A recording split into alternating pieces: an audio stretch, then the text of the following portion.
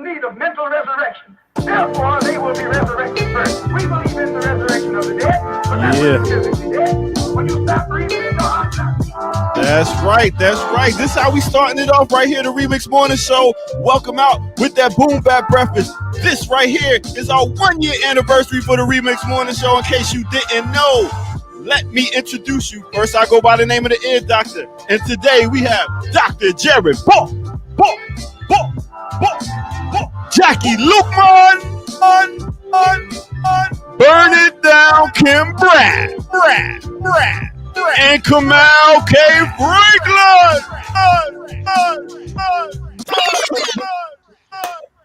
What up? What's up, good people? Happy anniversary. Why is his reverb still going? Cut that off. That's right. You are Kata. No, I don't know. That was the best one yet. That was really good. You started off with Little Malcolm, too. You can never go wrong with Little Malcolm. Killing him. Can't go wrong with that. Killing him. That is also reminiscent of the good old days of hip hop, where you heard that kind of in on the regular. Yeah. So right on. Happy anniversary, everybody. 420 anniversary. What today is? That's what I thought. That's what he was gonna open the show with. I thought he was gonna get our Tony on this morning. I ain't want to give Tony our money this morning.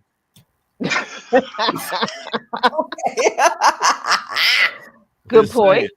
No money in the budget for that. Well, unfortunately, it probably wouldn't have even gone to them. It probably is owned by Sony or Universal, UMG or whoever the hell. One of them thieves. Damn, you already know. Thieves. I mean, it's been a year. Go ahead. Sorry, Gary. I'm just saying, I'm a little bit in disbelief that we have been waking up this early for this information and chicanery for an entire year. I am blown away. I am astounded by the commitment of my comrades, by the way. True. I must like y'all because I like my sleep. And right. Say that, Jackie. Say that again. We appreciate y'all. Definitely. Now, I don't want to bust up the party, but I am a little confused. Maybe because it is 420. I'm confused. What's the matter? Because I thought, and happy belated birthday to Huey Newton, Dr. Huey P. Newton. I thought our anniversary would have been 4/17 to be exact. Because didn't we launch on Huey's birthday last year? Am I tripping? You are it's tripping. Possible. Okay. Flashbacks do happen. The 80s were rough on your boy. Those flashbacks do happen. You know what I'm saying? Apologies. Hey, take a sip of that coffee out of that mug. You might feel better. Yeah, let me. I too need some caffeine stimulation. Ooh. But here we are, 420, on the 1 year anniversary of the Remix Morning Show here on Black Power Media. And whose idea was this? Whose idea specifically was the Remix Morning Show? Whose brainchild was this? Get credit for that. I think Jared gets credit. Yeah. I think it was a culmination of naming. But he got credit for wanting to do. He's like, I always wanted to do a morning show. You know that voice. Okay. I want to do a morning show. I want to do a morning show. You know, I think we got to do a morning show. Kind of, Thank you. But then so and so was messing with me, and so I got to be able to talk about the morning show. Somebody stole my idea about the morning show. You know, and then after we said, like, slow down, Jared, slow down, breathe, brother. That's a good idea. Hey, he was like, I got mixed what I like. Y'all got renegade culture. Let's go find them. The remix. I think I did the format. I came up with the format. Okay. I came up with the format. Who came up with that? Early morning, you know, early like chop, news, chop, interview. It was unique. Thank you, Kamal. Okay. Thank you. So who's gonna make fun of the way Kamal set up the morning show the way y'all just made fun of Jared for creating the morning show? And Kamal was like, yo, B, we got snacks, these segments together, B. Yo, son, and Doctor gonna come in and spin, figure, and then we gonna come back, snap, yo, word. Touche, I love for that. Touche. Hey, in Baltimore, I heard Kim was like, I'm just trying to be on YouTube. Be clear. I represent Central Maryland. The whole Central North. Maryland. No, she's not. I represent Central That's Maryland. You got funny. the accent right. That's all I'm trying to do. From that 443 to that 240, Central Maryland. The accents are varied. The accents vary from Baltimore County down to PG County. But nice try there, Ear Doctor. Nice try. I see what you did. You know. I think later on she's gonna light a split for us because it's the National Weed Day. It's also That's National right. Weed Day. It is 420. Oh, Mhm. Anthony D in the building. Anthony Much D. appreciation. Thank you. Thank you. Yep, I'm just Bro, happy that's to what be y'all here. should do. Y'all should give us money for the anniversary. What's going on? Do you? Throw money at us. What? Throw money. Throw Well, money. I mean, take No, off. no, Kamal. No? You know. Because you've been reneging for a year. Uh-oh. Today might be the A day. year. Come on, Jack. Let's start off with one. Wait For a minute. year. Let's Tell start him, off with Jackie. one. Hey, don't take that Starsky and Hutch shirt off, man. Nobody want to see that. The North Not the remembers. The Starsky. North I was gonna say he got the right era on. He was like, bow, Oh. bow, bow, bow, bow. I'm leaving. This is also my last show on the replay. That's it. Miles not Sorry, I allowed to kept trying to play break. with us no more. All right, thanks here, doctor. Yeah. So what Shout are we out to doing everybody. here, gang? Are we having like an actual show, or are we gonna sit here and cut up and y'all gonna watch me smoke weed for 2 hours? I mean, what is on the think it's an actual itinerary? show. for the I was day? gonna say, what's the difference? What would the difference be? Normally, But I you are don't still- up and smoke with y'all. I do not be up here blazing or 8 a.m. Not usually. That's true. Not usually. Who's visiting people at 8 o'clock in the You might morning? got a guess. My house. Oh, okay. We have a neighbor who needs to borrow our car. Basically. Appreciate you, Martin Hernandez. Hey, you. thank Hey, you. Callie, I'm in up real Cali. early. Martin was Damn. like early. Whoa. That's love. Thank you. That's deep love. It's 5 o'clock East in the Coast. morning. It's 5 Spoiled o'clock. East in Coasters. California. Is the Yo, sun we even up over appreciate there you, yet? Martin. I mean, just peeking up No, over the 7, Yeah. 6, 5 o'clock in the morning out there. Woo! No, it is not. Thank you. They brave. Word. Thank you, Yeah, Martin. we do need to help with the lights being kept on because when I look at our monetized video list, everything is either in yellow or red and X'd out. Our Ineligible. advertisers Uh-huh. don't appreciate Limited what you advertisement. saying. So we're not gonna put our soap ads and car ads on your videos. Y'all, I get all kinds of crazy ads running on my channel. Like the shit is kind of weird to me. I'm like, really? Why is the DNC advertising on my channel? Like this doesn't make it. Like, do y'all watch my Good eyes content? bitter. Clearly they don't. Right. They're like, black woman, put it there. Exactly. You She guys have mentioned, made it doesn't matter how she mentioned Democrats. The fact that she said the word Democrat, they're like, ding, we heard that word. That means that's where that ad goes. you all have made a mistake. Yes. Oh, my Yes. sound is bad. I didn't know my sound was bad. Is It's that Yeah, cool. true? it is. It is. You are like in a Yeah, tunnel. a little tin canny. Yeah. I was gonna do that in a private chat. It's like the second or third day. I don't know what's Oh, going on. All that money you spend on that equipment. Simmer down. Easy. Come out. We're on the same team. Chill out. Yeah. You better get it right after a year. Oh my God, Mr. Perfection. So hold on. So I'm curious, guys. Like, what was so Kamau has sort of briefed us on Gerard conceptualizing the remix morning show, and then Kamau having an idea of how to format the show, I suppose. But Jackie, when did you become aware of the remix morning show and that you and Abdus's presence had been requested as co-hosts on the show? I mean, that's how it happened. Before, they were lining up folks to be on the show, and Jared sent us an email and saying, hey, we're doing this thing and we want you guys to be a part of it. And I was like, and how I did, I ran everything past Mr. Lukman because he never read his email. He never read his email. So I'm like, yo, did you see your email? And he's like, no, of course not. What is it? So I told him, I was like, Jared, that they're starting this YouTube channel and they want us to be a part of it. And they want us to be a part of the morning show. And he said, what time in the morning are we talking about? Excellent question. Excellent I was question. like, okay, it would be kind of difficult because, I think at the time I was working at home, but he was still, driving the truck. So he'd be out at like 5 o'clock. But on the days when it was raining, when they couldn't get the work done, yeah, he'd be on, and he was just like, girl, as long as you get that coffee made, I'm cool. Hey, Good. And So we should that's mention how we got also, roped in. I mean, Kalanji's not here to give himself credit as he would, but he did gather us together to even start the Black Power Media. I'm sure if we don't say that, we'll hear about it. So just to make sure, he did call the meeting to be like, yo, you got your thing, we got our thing, we should get together and do that kind of thing. Yeah. You know what I mean? Because the fact of the matter is, because the slave is distracted. What is it? What is that he said all the time? It's a distraction to the slave. Distraction to the slave. It's a sidetracking to the slave. Like if I hear Does that this sound any better, by the way? That's a lot better. Much better. All right. Much I better. apologize. I don't know Sound like what a it real is. I human just being unplugged. The extent of my technical capability, I just unplugged and replugged. So I was like, that's it. You're If that doesn't work, technological genius. That usually genius. works. Genius. Doctor out here. That's what. Hey, That's why he's Dr. Jared Ball.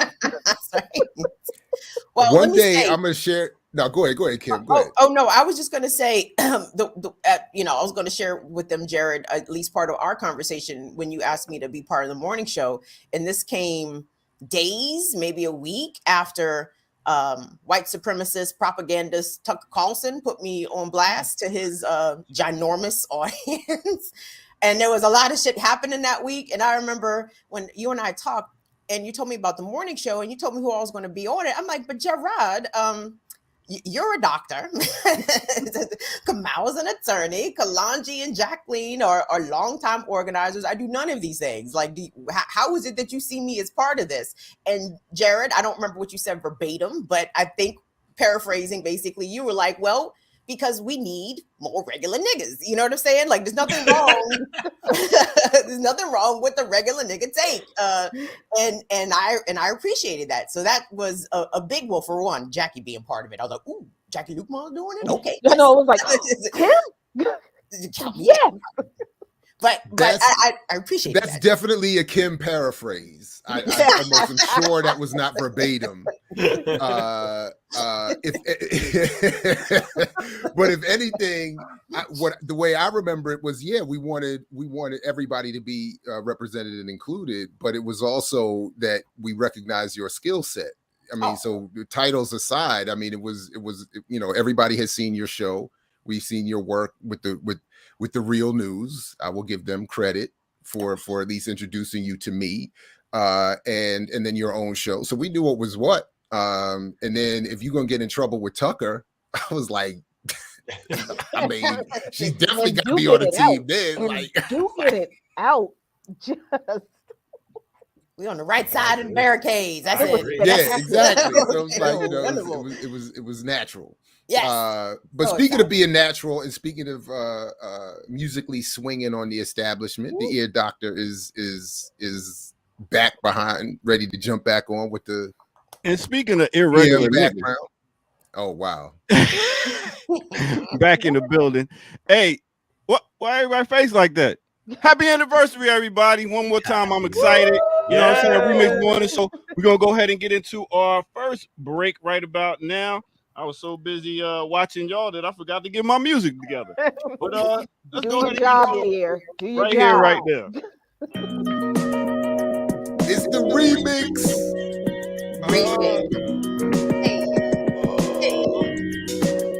We almost there.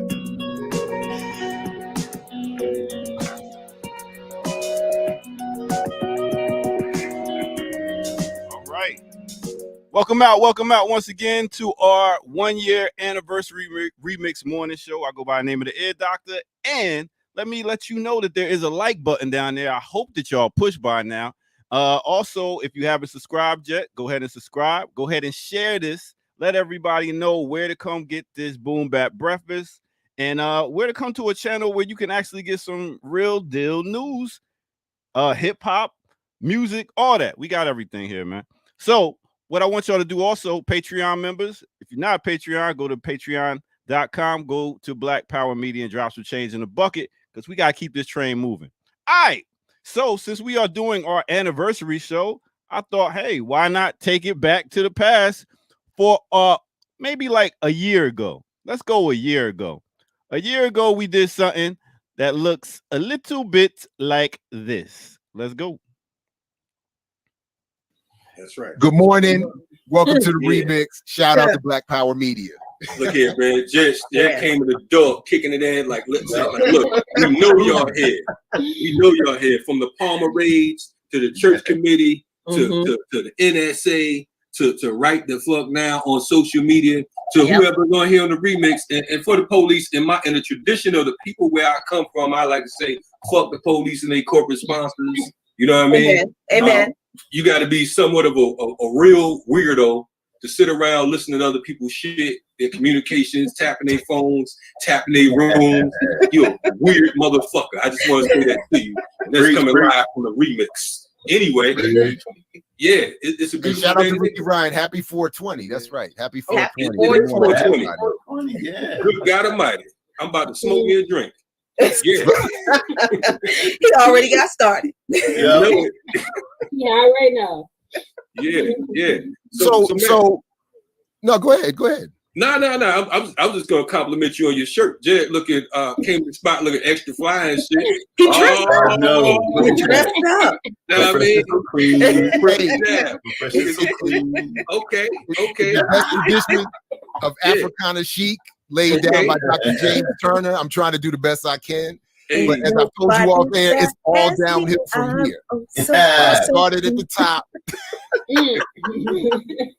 Photo shoot fresh.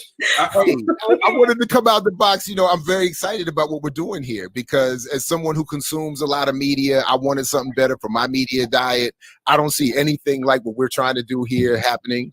So I want to just thank all of you and all of our other comrades who are going to appear all throughout the rest of this morning and all throughout the rest of this remix venture. Shout out and peace to all of you. Shout out to May in the background. We appreciate all that. So, I mean, hey, Jared, that Roland Martin looking at this, he's gonna be like, look, just come over here and see the morning show unfiltered. Right here on Roland Martin.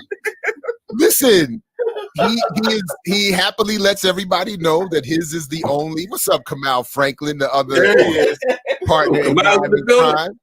Fashion. I made it. You made it. Only what light-skinned guys can do. They just pop up.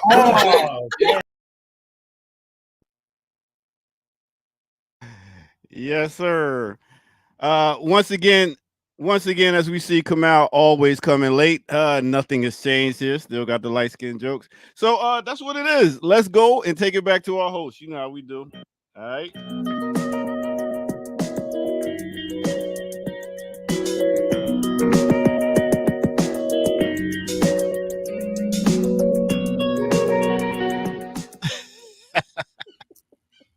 Man. God, is this dude ever on time? Your mic is on mute, Kamal. Good. Wait a second. Classy to be late. You know what I'm saying? Keeps it classy. That's all I'm saying. Give him something to wait for. No. That was a show a year ago. Yeah. 420. Yeah. The backgrounds were terrible. The audio was bad. Audio was bad. Yeah. Did not know what we were doing sitting there. And I'm not saying it's that much better now, but it's slightly improved. Slightly improved. I am just disappointed at the controversy my shirt created. It's my favorite shirt. I love the shirt. Yes. You all will not dissuade me from wearing it. I should have broken it out. I should go change and put it on in a minute. Looked like you spilled spaghetti on it or some shit. Oh, he's coming at it. Oh my gosh. Hey, and we have we have Marcy Levy the first week. So I know we tried that, and then next week I think we brought around Kim Brown. So yeah. I think it was special shout out folks who ain't with us right no more, like Dr. CBS, Lady Brown, Dr. ELA, you know what I mean? So all those folks were part of the crew. So we're doing Mad respect to them. Mad respect to them. Yeah. Man, Yeah, Anyway, the infamous shirt. I love it. The infamous shirt. Yeah, Yeah, it was African couture. That's what you should have said. It was African couture. Jared, they ain't got no class, man. They ain't got I no know class. of it as Africana chic. That's It's what I chic. was saying. Dr. James Turner laid it down, the flyest professor ever, and I was just trying to keep up. And you know what I'm saying? I love the shirt. Hey, on your behind. Trying to keep up and fell behind. Trying to blame Africa for that shirt. There's a lot of things. I'm just piling on, Jared. It's all wow. good. Don't blame I Africa. am happy to take risks. I don't mind stepping out there. You know what I'm saying? Hey, Jared, that shirt was dope, man. Don't listen to this dude with this. It was a nice Listen to shirt. this I dude like with the Chuck Woolery shirt on. Anyway, I'll catch y'all later. Oh, wow. Hey. It's terrible. It's terrible. It's terrible out in these streets. Yes. So, yes. Well, should we might as well stick with the routine and continue our happy anniversary by slapping the map and getting into some stories, talk about the world. See what's going beyond on just in the the remix, world. if that was possible. But anyway, let's slap that Nothing map. else going on.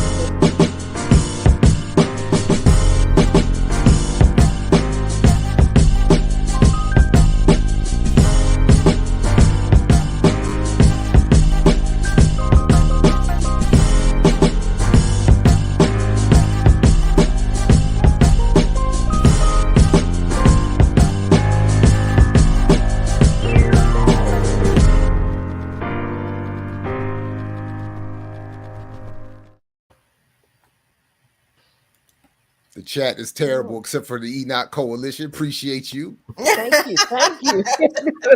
Everybody else, shame on you.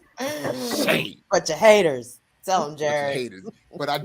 But shout out to the George Jackson shirt. You know what I mean? They'll never count me among the broken, man. You know what I'm saying? Yep. Right on. You know, I appreciate you all. Okay. All right. Who wants to go first? Who got the So if somebody wants to go first, they can, because honestly, there was a couple of crypto stories that I saw, and damn you, Jared, because I don't pay attention to the financial markets and none of that shit. And ever since I've been doing this morning show, every time I hear crypto, all of a sudden my ears perk up. I have no intentions on throwing no money in no crypto, but god damn it, Jared Ball has made me aware this is something that I need to pay attention to. And I'm not happy with you about that, Jared, because there's a lot of crypto stories and I don't want to be looking at this shit.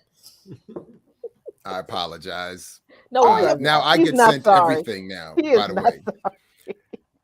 Speaking of getting sent everything. Are you still looking for your story though, Kim? She's trying to pop. That was good. That was, you filled in that well, but you should have just sent me the story in the background so I could pull it up.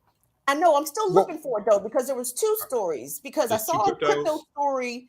I saw one crypto story on NBC Nightly News, and it was a story specifically about how crypto is evening the playing field for Black people who are unbanked, right? And then one of them sons of bitches who's running for Baltimore State's attorney, Thyru Vignagarash, I'm trying to find his tweet. Thyru tweeted something similar about how crypto can help, poor Black people in Baltimore. I said, wait till I show this shit to Jared Ball. Jared gonna tear this shit apart. So y'all speak amongst yourselves. Let me find joints. One story that I had that I'll pull while you're getting that ready is that so the other day, as I said on Monday, I was invited to participate in a class at Yale University on race and economics. And when I went into the room, I mentioned briefly how there was all this, there's more money in that one room than probably in all of Morgan State, But one of the things that I thought was very interesting is that every student had a very nicely designed, high quality placard, pretty big, that sat in front of their desk with their name and their preferred pronoun underneath. Interesting. And I thought this was, and I commented on it in the class. I said, this is great. And as a faculty, I'm going to bring this back, and I hope we do this at Morgan. One, because I can never remember student names. We are going to go back full time in the classroom in the fall, at least allegedly, by mandate. And I would love to be helped with that. And if people do have a preferred pronoun, I would like to know what it is. If you know, it's because sometimes I don't know, and I don't want to call people out their name. And if they got a preferred whatever, so let me know. Now, apparently, at Shawnee State University in Ohio, this had become a bit of a controversy some years ago. And as a result, that public university will now pay a professor $400,000 after disciplining him for refusing to use transgender students' pronouns. They will pay him after disciplining him. So initially in 2016, the short of the story is in 2016, Shawnee State University in Ohio said, by mandate, all faculty must use the student's preferred pronoun regardless of their gender, their sex. If it doesn't match, if you don't think it matches, that's not up to you. What they say they want to be called, you must go. And this dude said, no, my Christian beliefs don't work for that. So I'm not doing that. They disciplined him. He sued and has won apparently $400,000. Yep. And, so they're paying him for being a bigot. Yeah. And he will not have to use any pronoun that he finds offends his Christian sensibilities. Well, so, you know what? My response to that is all of the students and the rest of the faculty should be free to call him Professor Bigot. Whatever the fuck his name is. He will be called Professor. And if anybody sees this and they know any of these students, please, this man's name from now on is Professor Bigot. Because if he feels like his Christian sensibilities are offended by calling someone what they choose to be called, then everybody else should have a right to call him what they want to call him because they're offended by him. So he is now forevermore, he should forevermore be known as Professor Bigot. I dig that approach, Jackie. I dig that. That's just this whole Christian sensibilities bullshit. Well, for me, that's the interesting part is, other than the fact that they gave somebody $400,000 for this bullshit, is that's the new workaround. The new workaround is to claim some sort of religious objection to something. And it seems to be a pretty big carve out that's happening, particularly in Southern judiciary settings, whether state level or now it's going to go up to the federal level. At some point, it's going to reach the Supreme Court, where folks have been using now their right as in terms of their religious freedom to not do things, not either the mask mandate, like the earlier stories that really hit a few years ago. I think it was Hobby Horse, and I might be getting that one wrong. I think it's a story around a bakery and not making a cake for a gay couple. I thought it was Hobby Lobby, right? Hobby Lobby. And so that's been spreading as a piece of jurisprudence. Is now this new idea that somehow this is going to, and the worry is, in addition to what's already starting to get carved out, is that folks are going to go back to, you know what, I don't want to serve these people because they're Black, or I don't want to serve these people because they're Muslim. And that's what my religion tells me. And whether or not courts, again, even if it gets struck down later on, that's a process. So if that starts to become something that state courts begin to enforce more readily, to say like people don't have to do things that they don't want to do based on their religious practices, that is something that is going to be a carve out in the law, which is going to work around a whole bunch of different things that people thought were settled, because nothing's really settled in a white supremacist country. It always comes back. How about that? And so that's to me is like one of the most interesting things about how this is starting to weave its way now through the courts and so forth. There's a, I mean, not even that though, Kamau, because shit, I did a story recently. I want to say this is Rapid City. I think this had to have been South Dakota, where 2 indigenous women went to check into a hotel and they were denied service because the white owners told them that they can't tell good Indians from bad Indians. So they was not going to serve Indians in the year 2022. See, that would have been an assault case at some point. Well, to all the credit to the, I think it's the Oglala Sioux tribe, showed up and served them with an eviction notice and let them know that, hey, by the way, your hotel is on treaty sovereign land, so fuck you and your shit. And of course, they filed a federal complaint as well. But just to Kamal's point, like, you know, don't say gay and people allowed to not refer to people by their preferred pronouns, and has that being legally protected, and shit's going to go back to not wanting to serve certain people. That we're already there. We're already starting to see that. So, yep. I just want to say officially, out of respect to my comrades and our audience, that this is this moment right now live. I am self-censoring because of the platform.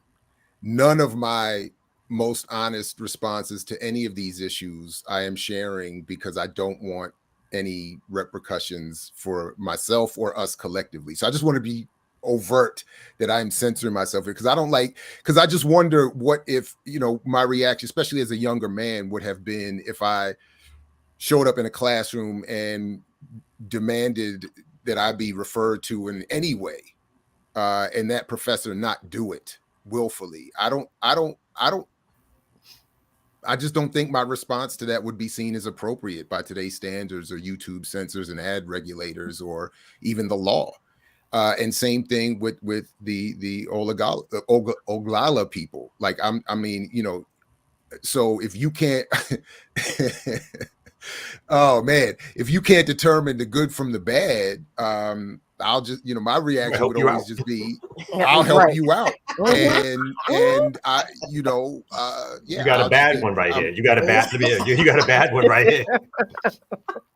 Let me help you with that. Mm-hmm. So, I mean, I just, you know, like, and I get it. Like, if, you know, I can see, like, as long as, if you come into that, so I'm thinking of the placard thing again. If you show up with a placard, and as long as it doesn't say something like, I think, you know, you know, my preferred pronoun is asshole. You are an asshole, Dr. Ball. So like, okay, as long as it doesn't say that, I mean, I you know, I don't see what the, you know, and then the claim, you know, and then if I put something on the placard, I'm like, it would be one of those, I wish you would call me out my name. Like, I wish you would. Like, I would just want to show up. Like, I just want to show up to his class now with a placard, just like, it just which is just pick a pronoun that is offensive to you, and I wish you would not refer to me in that way. Like, but then you know, I'm my name is Try Jesus, but don't try me. That's right. and I gotta say,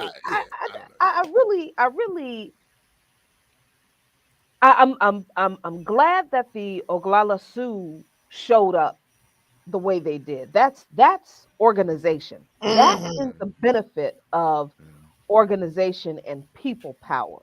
I'm pissed off at the Black church in particular. I don't expect too much from white folks. I just don't. But I'm particularly pissed off at Black folks in the church who call themselves Christians, who see this kind of stuff going on, and their response is to just sit back and pray for people to be better. Pray for people, pray for the Lord to change people's minds. Jesus Christ took his behind in the temple with a whip and chased. First, he turned the tables over, in there flipping tables over.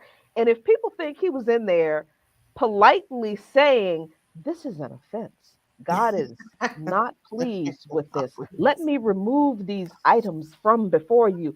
No, I believe Jesus was in there cussing Bama's out. What the hell you doing in here, ripping people off, trying to be? So Jesus had more in common with George.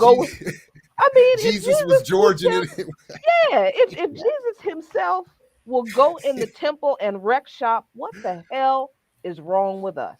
It just pisses me off that every time something like this happens, there is not an organized response from particularly Black Christians standing up for people's rights. And honestly, it's a struggle I'm going through in my own church because people are just petty bourgeois and they're comfortable with their position. But as you all said, we've never been able to be comfortable in a white supremacist country. So we might as well fight, regardless of what we believe. And for me, my greatest condemnation is for the Black church.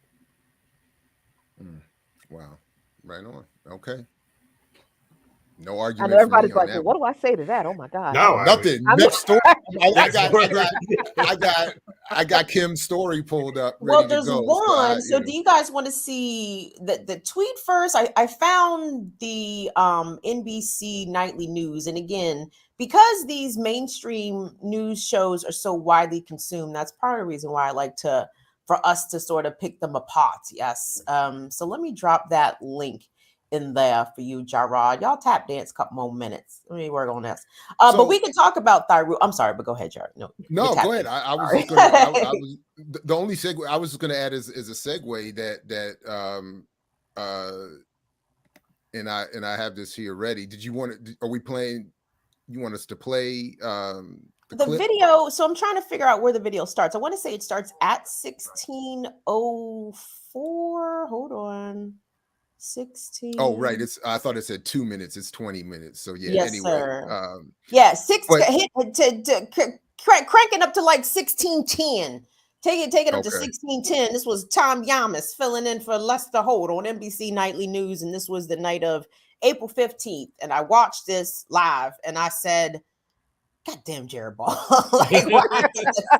She's like, I cannot turn away from this story. God damn, Jared Ball. I told you that's why Redman is one of my favorite artists. You know what I mean? Because that's how I come out on stage in the classroom too. Fuck you, Dr. Ball. Our ongoing series, Crypto Universe. Some have gotten rich off cryptocurrencies, and now more minority investors are putting their money in. But some warn it comes with a great risk. Here's Gotti Schwartz. Then there are others. From TV to social media, crypto hype is in overdrive. Fortune favors the brave.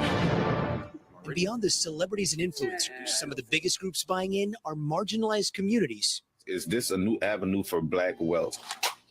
Often pushed away from traditional banking, excited for an alternative. The traditional banking system is not friendly to poor people. That's simple. And the Lopez family has reason to mistrust. They say they were part of the Wells Fargo scandal when the bank opened up accounts in customers' names without their knowledge. So again, nobody's saying these people are good. After getting locked into a piggyback mortgage with another bank with a 12% interest rate. It was just getting frustrating each time. I'm just like, screw it, I'm gonna check out this crypto stuff. And after a small investment in Bitcoin, the twins amassed nearly $100,000. Now they're bullish on its potential for others in the community. That one saved our family. Roughly 7.1 million households in the U.S. don't have bank accounts, and the majority of those without a savings or checking account are Black and Hispanic. It's not a shock to you that they don't trust the system. No, I mean, the system has never been designed for their trust. A recent Harris poll found that 34% of Black and 45% of Hispanic investors own cryptocurrency compared to 27% But Derek Hamilton does not investors. support. It is those that are That's what I really thought. trying to change their lot in life. That feeds into the American ethic of pull yourself up by the bootstrap. Economist Derek Hamilton is Oh, wary that of was the lure of crypto. What are the dangers of crypto? Value is determined by speculation.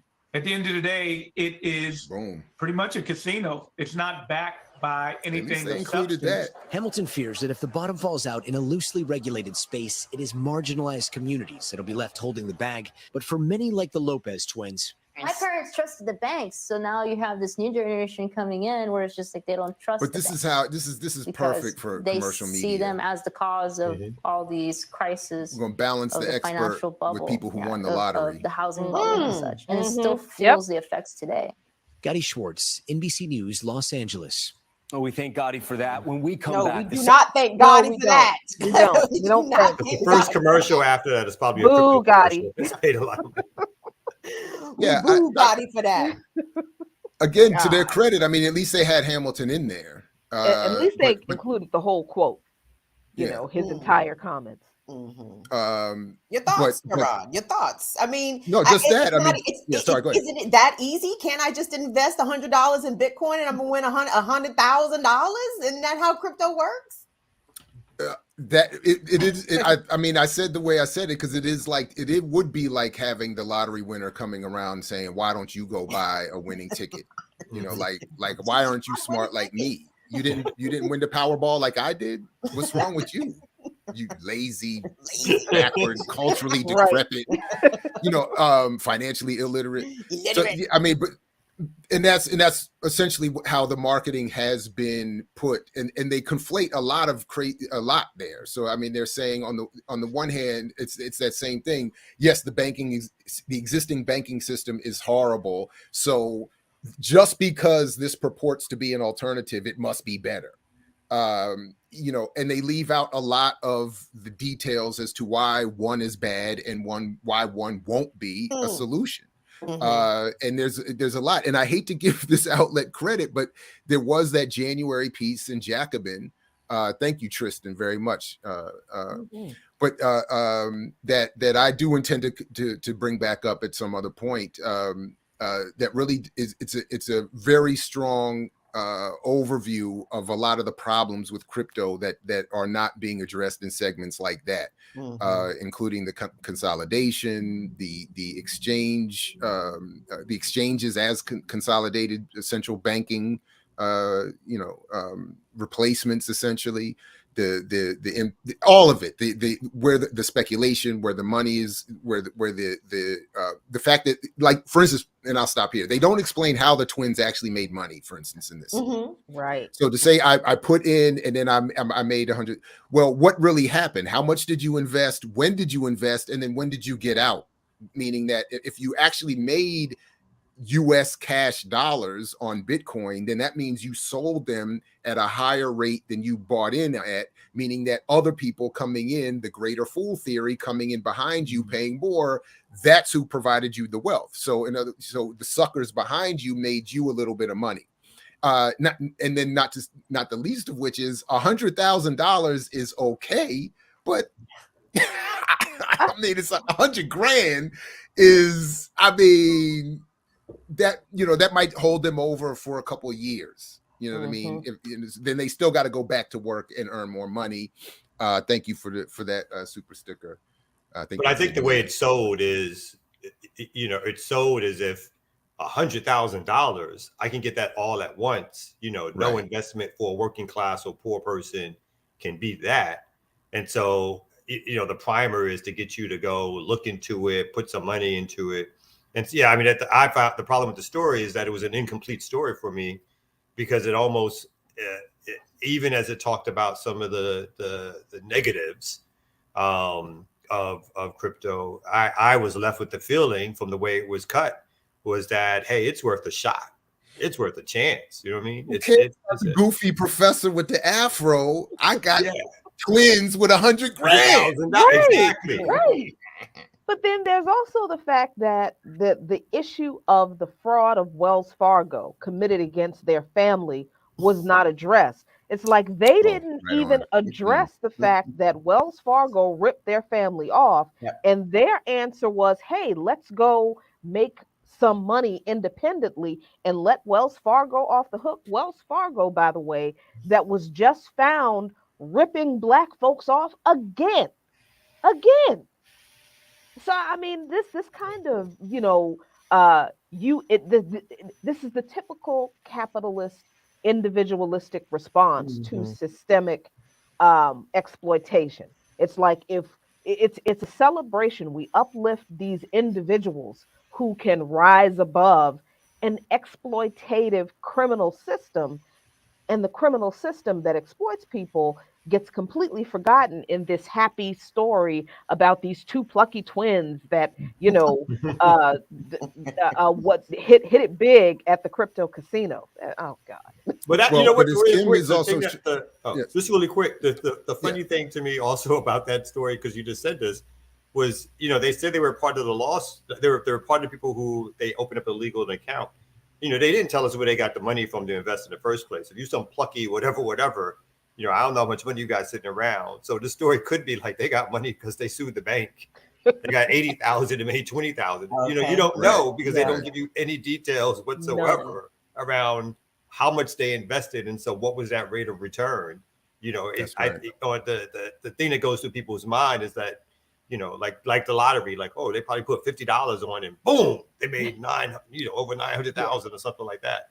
So obviously that's not true, but that's the kind of thing that gets to go through your mind where they don't give you any details about what the initial investment was. So. Yeah, and the anti-ageist framing, I think, against their parents' generation, I didn't really particularly care for that either. It's like, oh, well, our parents invested with typical banks like Wells Fargo, but we're smarter. We're into crypto. Right. It's like old dummies, the whole system, the same shit that got you your Bitcoin money, your little bit of Bitcoin pennies, is the same part of the same system of exploitation that your parents fell into with Wells Fargo. And trust me, your parents, because they were Hispanic, they were likely targeted by Wells Fargo for exploitation and fraud. So, but Kim, when you share us this tweet, I just want to be: is this tweet are we being told of the value of Bitcoin in a tweet?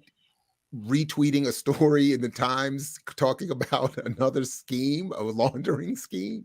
And so I'm so glad that you pointed that out, Jared. Look at Jared, astute, eagle eye with the details. I mean, now keep in mind, the person who tweeted this is running for the Baltimore State's Attorney Office for the Democratic nomination against Marilyn Mosby. Thyru Vigner the Rash. Baltimore, stand up in here. Tell me what Thyru did for a while before he got caught trying to solicit a sex worker on Greenmount, and then told the Baltimore City cop to turn off his body cam. Oh, this nigga's messy. He's a mess. He's a big old mess, but he's very cop friendly. He's very chummy with the cops. He's pro cop and all this, but he is running against Marilyn Mosby for the Democratic primary, I believe, for the Baltimore State's Attorney. Here's Thyru, I suppose, putting out his little advice for Baltimoreans. And the tweet reads: crypto can reduce inequities in cities like Baltimore, where 40% of households are underbanked. That means blockchain and crypto can be harnessed for good. And that, like any sector, we must root out corruption and exploitation in this emerging field. You got to root out the corruption and the exploitation, Gerard. Thyru is going to root out the exploitation and corruption out of crypto single-handedly. Right, all by himself, just because he said so. If I'm one of those folks who ain't got no bank account, I damn sure ain't going on a computer to figure out the crypto market. So that's not a solution to me. If I'm not walking down to the bank and opening up no account. But do sex workers take Bitcoin? Some. Now I do want to say, to be fair, I do think it may be a bad look, but I don't think it's fair to automatically assume that one who engages sex workers can't do a good job. No, I mean, fine. Okay, fine. That's we'll put that out there. That little quick distinction or tidbit. But I think he did himself a disservice when he asked the cop to cover up the fact that he engaged in a sex worker. Look, now that's my only problem. Right. The cover up is I would have had way more respect for the man if his response upon having that discovered. If his response had been, what's to be ashamed about? She's doing a legitimate job, or they're doing a legitimate job. I am, they're offering a service. I am paid for. What's the big deal? I mean, but he asked the cop to cover it, and man, get the hell out and of here. And then make that a new crypto commercial. He paid the cop in crypto. He paid the cop in cash when you going out late at night for your sex worker delights. You don't need cash. Don't worry about getting just boop. Just bring this. He could be running a very progressive campaign right now. You know what I mean? Like, he could be very much pro sex worker. He could be very much for the e-currency to pay sex workers. Like, he could be running a really progressive campaign right now. And instead, no, he is telling Baltimoreans, hey, we know that you're poor. We know that you're unbanked. Why don't you put your little bit of pennies? Why don't you put your little bit of pennies in Bitcoin and look at this scheme? Again, attaching that tweet to the article about people being defrauded as a result of cryptocurrency. What's in your wallet? No.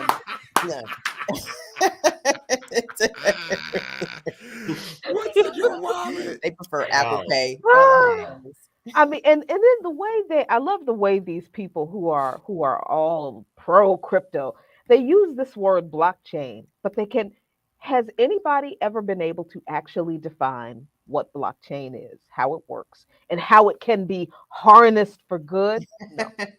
Now that's the part. The how it works is encrypted communication between two parties. That's essentially what it allows. The part, Jackie, that you ended with is the part that never gets explained. Right. How does that turn into redistribution, wealth creation, and that's where everything gets started. You know, that's where they start attaching all the fantasies and the mythologies and all the other things. It's like, because I mean, I think blockchain can actually, as a technology, do some interesting things. It doesn't have to be just about crypto and all this other stuff. It can offer up potential for, you know,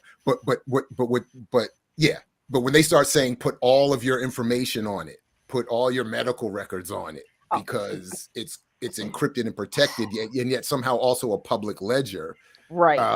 That's double speak to me. And No. But see, Jared, I mean, all of these, I mean, I'm seeing a lot of these stories. I mean, the reason why that story on NBC News and then Thairu's tweet, you know, came like within the same week. And I feel as though Black communities and brown communities are being intentionally targeted with this crypto shit. I think that's the case. Yeah. Yeah. And it's like, no, I definitely think that's the case. Y'all done ran us for well, our stolen land. Let's be clear. You know, the land that Black people did own was stole anyway. But y'all understand what I'm saying. Our little bit of wealth that we've had over the past 150 years, we don't have that anymore. We got little tiny money. We have like little pennies, and the crypto people in the banks are like, "Ooh, niggas still got pennies. Let's go." You want that too, exactly.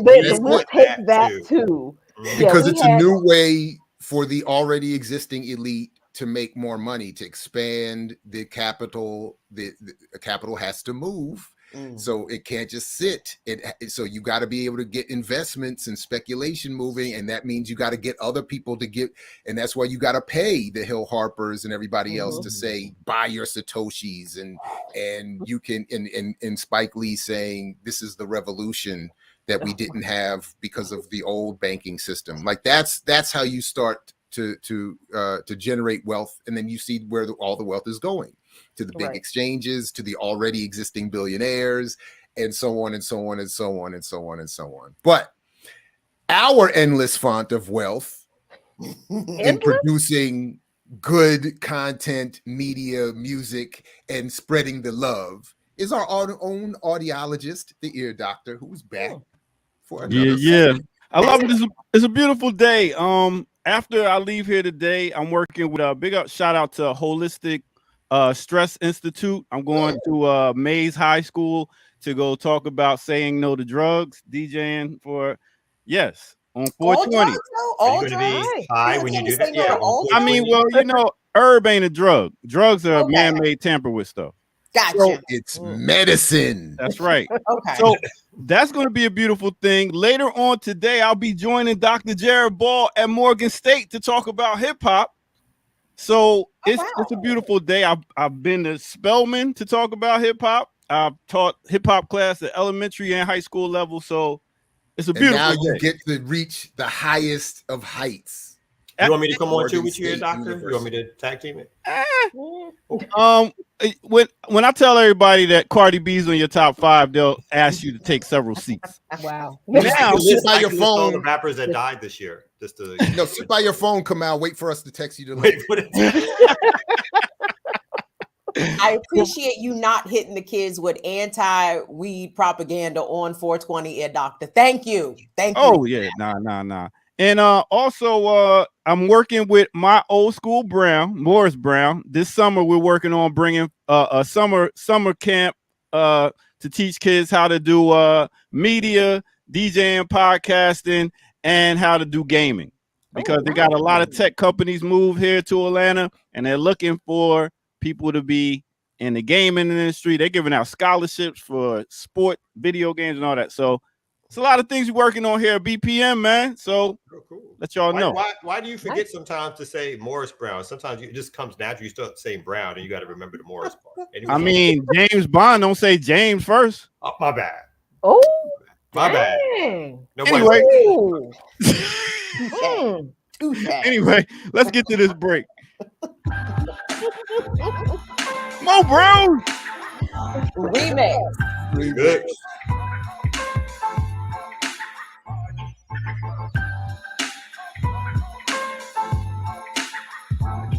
Yeah. You know what it is, right back here at the Remix Morning Show. So what we doing right now is we are taking you back in time. This is our 1 year anniversary for the Remix Morning Show. Let's give it up. All right. Now let me take you back to another moment in time on the Remix Morning Show. Actually, it's our first show we ever did. It's another part of it. So check it out right here, right now. Here we go.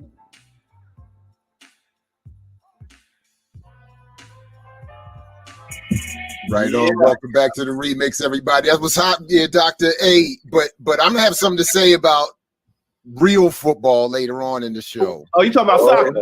Yeah, no, I'm talking about real football, what this country calls soccer, where African people dominate too. I got something to say about that. Yo, dear doctor, we're gonna have a light skin split over this one. I'm with you, man. I'm like, I grew up on some football. Yeah. Everything is new. I'm gonna be a little bit narrow on this one. I'm a little narrow on this. Oh, no. Hey, yo, what do y'all think this dude did in the coffee shop? I mean, what do y'all think happened to make this dude choke somebody out unconsciously? Mess up my coffee, I'm gonna choke you. That's what I was gonna say. Ask him. If I said 3 shots and you put in 2, choke. Yeah, Well, 2 more shots. I'm coming across that counter.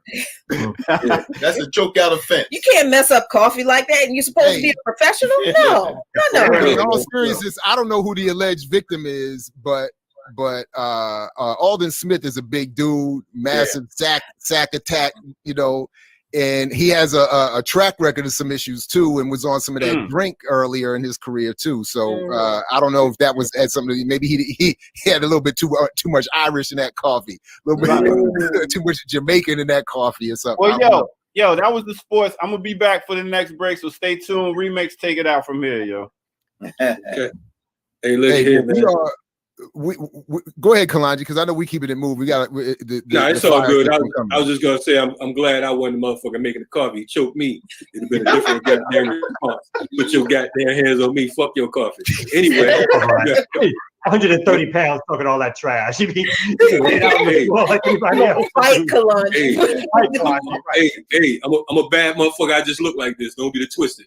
Anyway, moving right along. Word. Moving right along. That is another throwback for our first Remix Morning Show. Thank y'all for being a part of this movement. And you know what? We are about to ask y'all out there for another person to be on the show, another host. We are looking for another host that would want to be down. So what we want to do is get y'all to send in a short video clip of why you think you should be down on the Remix Morning Show and possible host, and send that clip right here to MediaBlackPower@gmail.com. That's what we're gonna do. So all y'all out there that be talking that and be like, yo, I should be on there talking that blah blah blah blah, and big up to Victor Pate 24. Big up to you, my brother. Dayton, Ohio in the building. So yeah, please go ahead and do that, and let's get back to the morning show. You know how we do. All right, let's go. Okay, that ain't it. Yeah.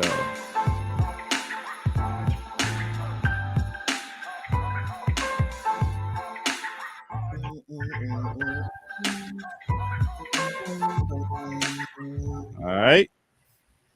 How come we don't do the sports no more? Because all Jared talks about is football. Oh, that's right. Ain't none of us watch enough sports. That's why. Like when he doctored, he'd be like 24, 13, 16, 12, 9, 4. That's it. Then he goes to some salacious detail. And then so-and-so was in the party and they did everything. That's the sports for us. Why can't that be sports? That would be filling a niche in sports coverage. Yeah. that is only taken up in certain segments of YouTube. You know, yes. I did get caught up. I have been watching a lot of the latest YouTube arguments over who the GOAT in the NBA is. I mentioned it a little bit recently between Michael Jordan, LeBron, and Kobe. I watched the Wilt Chamberlain video where he argued why he's better than Michael Jordan. And then I did watch a video recently explaining why the LA Lakers are the worst collapse in NBA history, not making the playoffs this year. So I feel somewhat caught up. And of course, watching the latest with my former Washington football team and Dan Snyder allegations. Can't wait. Oh, that's been enjoyable. That has been enjoyable. I gotta admit, that's been satisfying.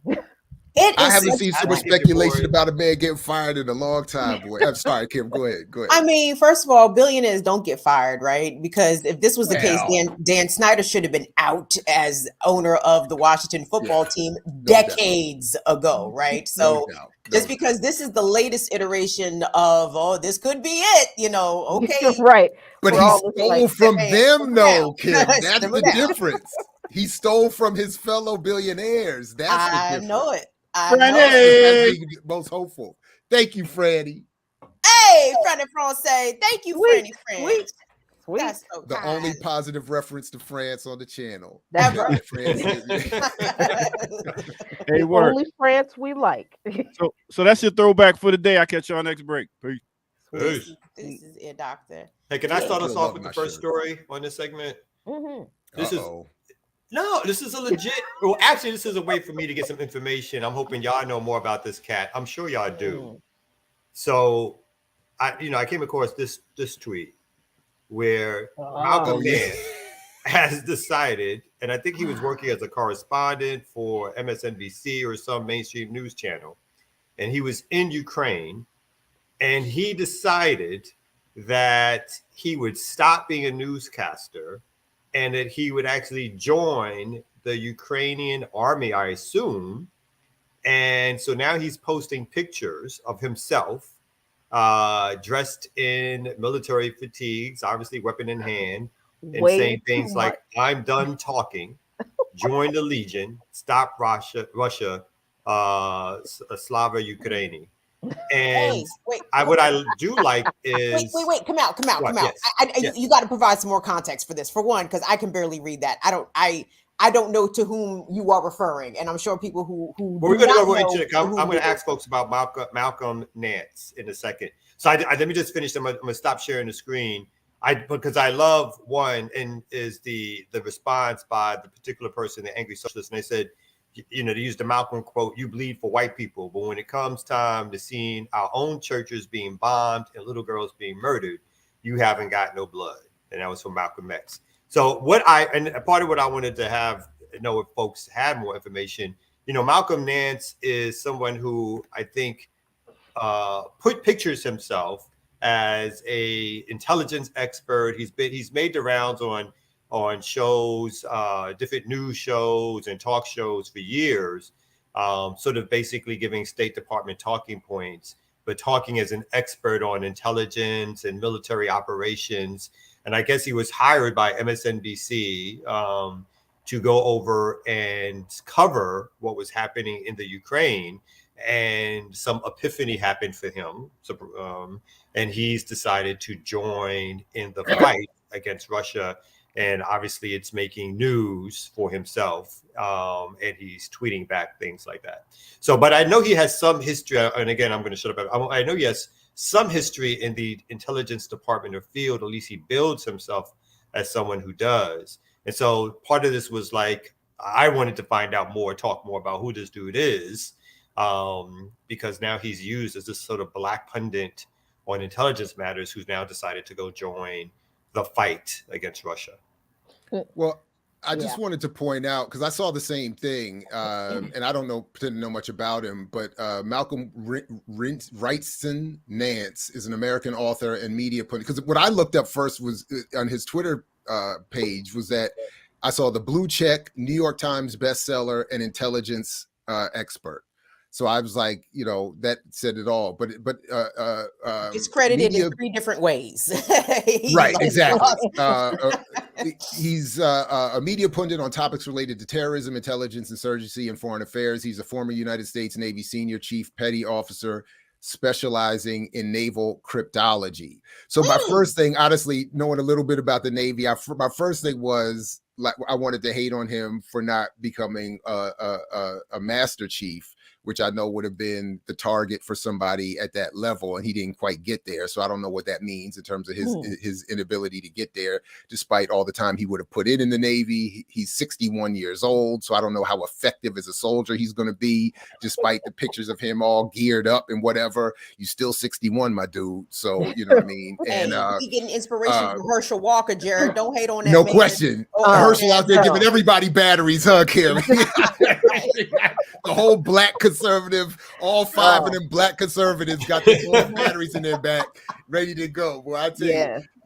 So anyway, go ahead. But Nance got his bones. I think he became the one of the darling black Republican anti-Trump folks, right? So, and he's been kind of with that shtick for a while. But a couple of things. I got a couple of questions about this dude and his. First of all, if he was sent over there as a correspondent, did he take all his military gear with him? If he was just going to report, you know what I mean? Second, he got on a hell of a lot of gear. I mean, a lot. And I have not seen pictures of anyone who is actually fighting that have that much gear on them. And then he's awful clean to be talking about he's doing it just looks real staged, very, all this I'm done talking and I'm done talking. I'm going to post pictures of myself instead. That's right, because a picture says more than 1,000 words. Like but Vladimir Putin, for whatever people have to say about him, that man don't have our health care. That man did not kick the can down the road and not cancel student loan debt. That man did not end the mask mandates on public transportation where people are going to be trapped in enclosed spaces with a bunch of people. That Vladimir Putin is not suppressing wages in this country. Putin isn't causing inflation. So who's he done talking to? He hasn't talked about any of the issues or talked to anybody who is responsible for any of the issues that people in this country are suffering from. And he certainly hasn't talked about the issues of the Ukrainian army that has been incorporated by neo-Nazis that's been ethnically cleansing ethnic-speaking Russians in the Donbass, Lugansk, and Crimean regions. That's where he's supposed to be in Donbass. And he's like, oh, they're killing people. They're raping people. They who? The Kiev army that's backed by the U.S.? Because they've been doing that for 8 years. But he's supposed to be the correspondent. He's done talking. He's been there allegedly for a month, but he's done talking to who? He is the blackface now. He is one step above Terrell Starr. That's what I was going to say. I was like, did Terrell Starr get a promotion? Because that's who I thought that was initially in that picture. It's like Terrell Starr has his usefulness for the YouTube, for the Instagram, for the social media crowd. This dude is the blackface for the bourgeois, the petted bourgeois black folks who are riding with Empire. That's his utility in Ukraine now. It's just stunning. I mean, I think about our forefathers and mothers, I suppose, who had to be drafted into World War II to go fight in Europe, on behalf of white people against other white people. That necessarily was not their choice. This nigga volunteered. You know what I'm saying? Like, he raised his hand. He said, you know what? All these Africans in Ukraine are being suppressed and denied passage and forced to fight. I'm going to come over here and volunteer my black ass to fight Russians, so-called, with the Nazis. I mean, this is, as one of my viewers say, this is Ringling Brothers on a big level, because this is clown shit. This is big clown shit. And heralded, it wants to be heralded for it, right? And I'm sure, again, mainstream media will pick up that story, or has started to pick up that story, and will run with it as a heroic act against the Russian invasion. That this again, like 61-year-old person is doing this, probably doing nothing but staging photos for themselves, so they can come back and write a book and do some more media appearances. But the mere fact that this person sort of stepped out there to do it is some sort of idea that he was, that this was his idea, that he was somehow fighting evil or imperialism and all the things that Jackie talked, it was like, there's so much going on in the world. This is where you start to step up and put back your combat boots on. This is it, right? Cops killing black folks in the street. You got nothing to say about that? That's not something you feel is worthy to step up to the plate on. But this, you got to step up to the plate like thousands of miles away. Hey, speaking of stepping up to the plate real quick, we do have one of our originals back with us, joining us. What's up, sis? Welcome back. Good to see you again. Nice seeing you all as well. Happy to be here. Marcy. Right on. Happy anniversary. I did say thank you, Ash Royal. Thank you for your support, by the way. Appreciate it. Shout out to Renegade Pharaoh as well. Ran us some super chat bucks. Oh, for real? Oh, I missed that. Sorry. Renegade Pharaoh ran us some super chat bucks. Shout out real quick to the Angry Sociologist, the person who you quote, whose tweet you featured there, Kamal. Tory Brown, a young militant brother out here. Shout out to Tory, the Angry Sociologist. He does good work. Right on. And you know what? Real quick, I need to let me publicly apologize to brother Namdi. I see you in the chat. We were supposed to have you on this morning, and I messed that up. That's my fault, everybody. That's my fault because I got caught up in the anniversary. So if we could either reschedule him for later this morning or tomorrow, that would be appreciated. I apologize, but I do anyway publicly to everybody. So my fault on that one. We accept. Anyway, yeah, I appreciate that. And Marcia, you want to join us just to chop it up? Will you come on? You just came on to just chop it up? Oh, well, I was coming on initially just to, say congratulations, on the anniversary and everything. I was asked to stick around if I can, but it's up to you guys. I'm open. You can definitely stick around. Yeah, come on. Yeah, great. Thank you. So do we? I've totally lost track. This is my fault. My bad, everybody. I got all caught up in the excitement. In the excitement of the, there's plenty of stories because we also have in the back Sister May, Sister Erica has been helping out in the back as well with a whole bunch of stories here. And in fact, it was funny because this is just perfectly done. I know we just basically covered this, but just to shout her out, to continue that shout out, we had that story. She had that story for us to discuss anyway. MSNBC's Malcolm Nance joins fight against Russia and Ukraine, saying, "I'm done talking." So that's how much on the same page we can be. Good thing I don't at least some of us, myself, good thing come out on check the Jones. Look, come out. Good thing come out on check the run sheet. Good thing that I don't check the mess up the guest situation. It's just a mess. It's just a mess. Happy anniversary. By next year, we'll have all this worked out. So everybody just stick around. Oh yeah. Join, subscribe. Butter next year. Mm-hmm. Where's Kalanji? I really feel as though we are missing Kalanji right now. I thought I saw Kalanji in the chat. Maybe I had that mistaken, but wherever Kalanji is, you are missed on this anniversary. Let me put it that way. Because I honestly, think perhaps there may have been a period over this year where we was not sure if we was going to make it to the end. And I think that's cool to acknowledge that. I think let me just speak for myself personally. I can be a little prickly, can be a little ornery.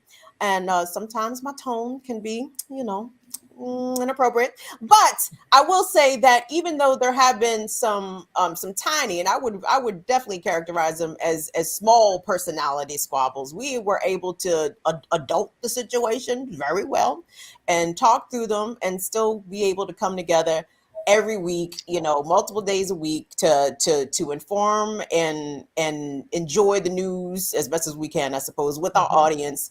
So I just wanted to shout out Kalonji John Machanga out here, just to let you know that Kalonji's a real one out here, gang.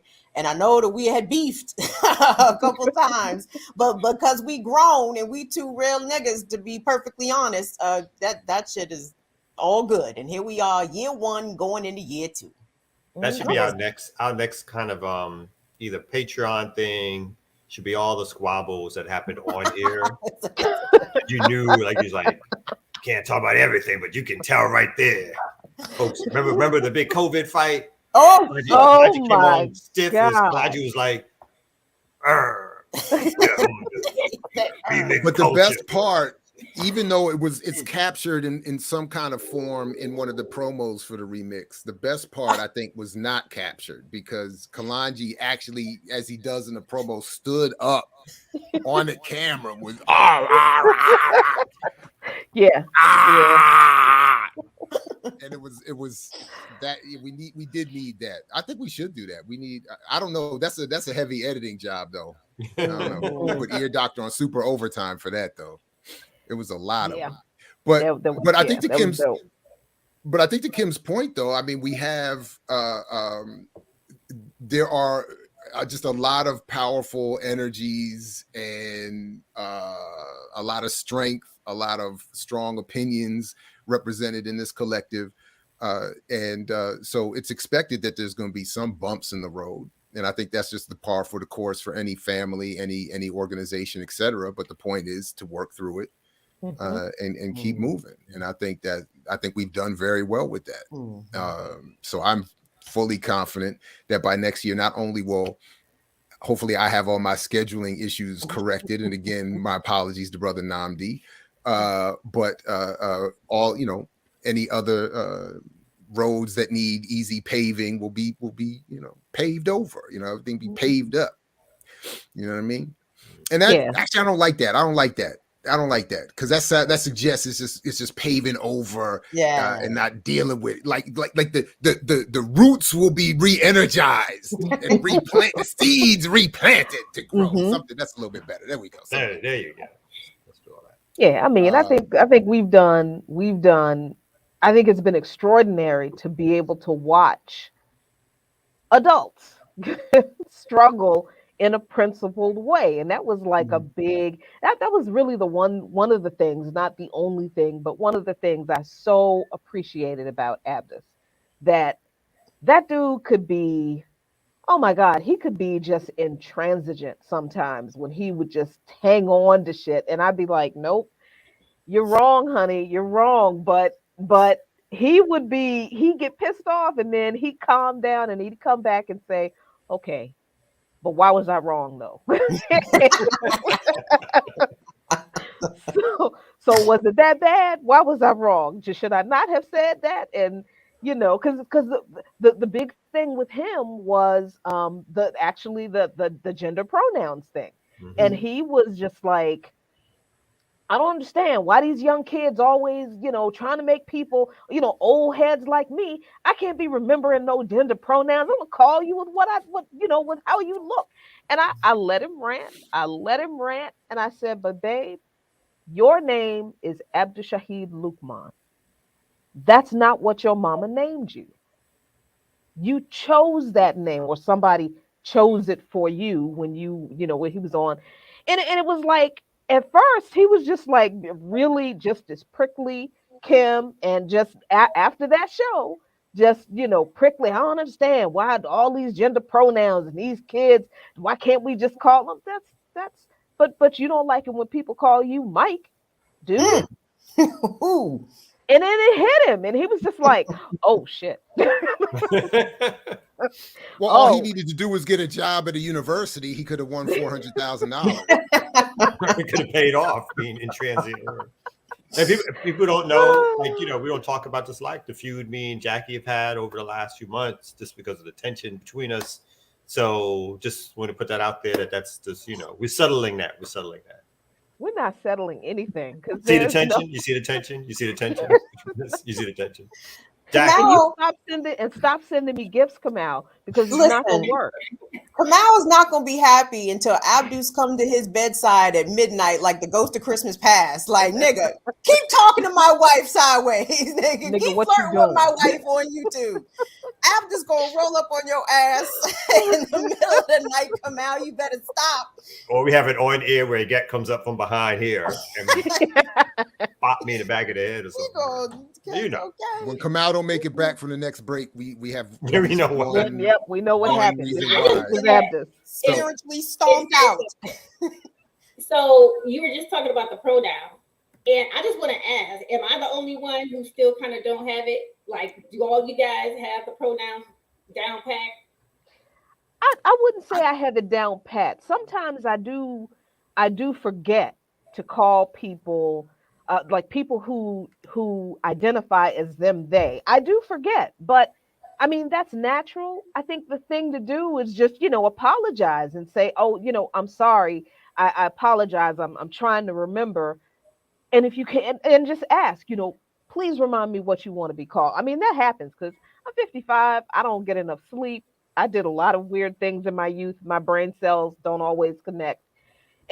None of us are going to get it right all the time. I think. I just don't understand how that parlays into like English and language. Like, you know, I was reading an article where they were talking about removing all aspects of she, he, and I'm like, well, I know when writing, when you're speaking of someone and then later on, you don't keep saying their name, you say she or you say he. So I'm like, I just don't understand how this is going to translate over time when you're talking about writing and, you know, English, like, it just. I tell you what, we gotta get the ear doctor back up here. But for me, I'm happy to, if you all want, we can come back to this after his next break with us. But once I saw that they put irregardless in the dictionary, I was like, they don't give a damn about this language. They don't care. And so if some pronouns got to be adjusted, I don't see what the big deal is, because they put irregardless in there, and I was raised on that as being like one of the biggest linguistic faux pas. Not a damn word. It is not a damn word. I don't care what they put. I don't care what dictionary they put that shit in. That's not a word. Y'all got terrible English teachers. Irregardless is a word, been a word. In Brooklyn, it was a word. I'm down with you. In the project in Brooklyn, it was a word. Nowhere else. Anyway, here, doctor, get back up here, man, and save us real quick, man. You're finna start another fight. Come on. And I'm finna get on. Finna is also a word. Don't get it twisted. It's Finna. Yes, finna. I'm finna give y'all go to the break real quick. Go to the break. So let's get to it right here on the Remix Morning Show, y'all. Hey, Remix Morning Show anniversary.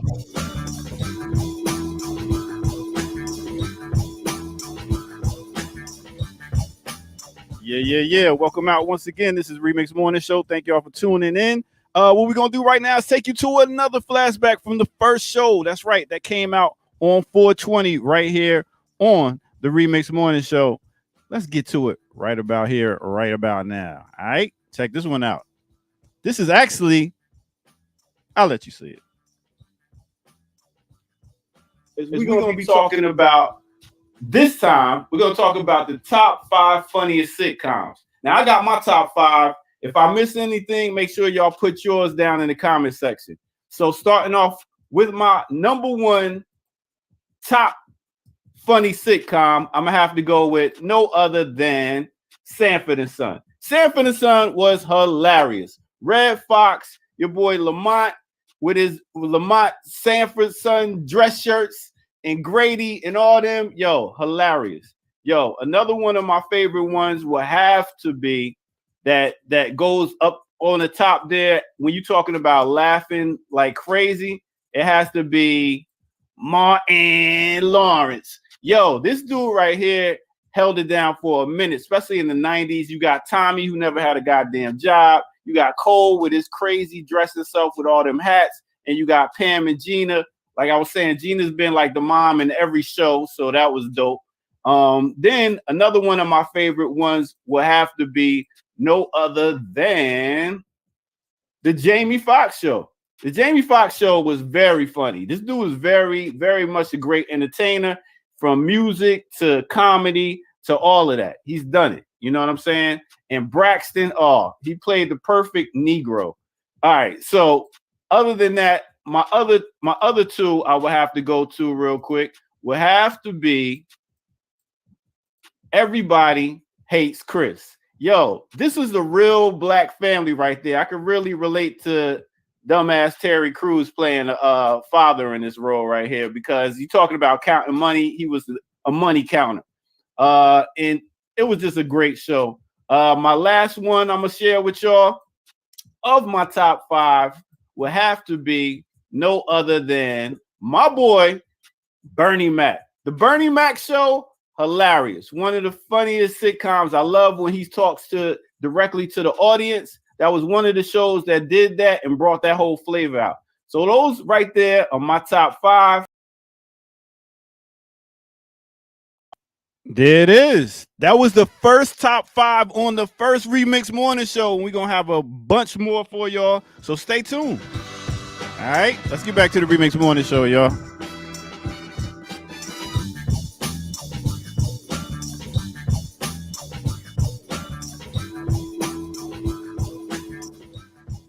Let's take 2 seconds and conversate about that.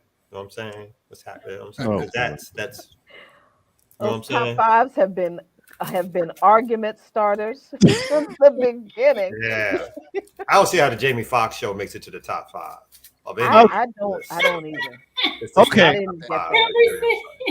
Okay. What will replace that, Kamal? Because you always saying what shouldn't. You said the Jeffersons. So you say the Jeffersons? Nope. Nah, I ain't say the Jeffersons. That could be a top 5. Jefferson? Good Times. Good. He didn't say Good Times. You talking about funny? The Jeffersons was not funny, son. And see, this has always been crazy? This has always been his little weakness. You can't. Oh, Sherman Hemsley wasn't funny. You can't even have these discussions about these top 5s in a principled way. They're so. Jackie said you can't have a principled discussion. Wow, Shirley, the love. But I did like. I forgot whose comment it was, but the comment that Chappelle show and what was the other one did not age well. Yeah, they're cringy now. What in Living Color? Living Color? I don't think that was it, but I thought now I can't find the Living Color definitely should have been there. Yeah, That might have been at the time. It was a phenomenon at the time. Well, yeah, just think like a year ago, we realized there was something wrong with Chappelle.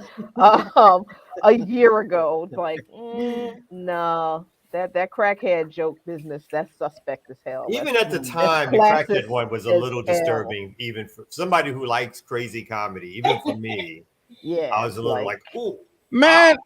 Listen, I know y'all from the nice part of Baltimore, but there's some crackhead stories that are funny. Some crackheads did some things in our neighborhood while we was on the corner, and crack addicts. Crack addicts.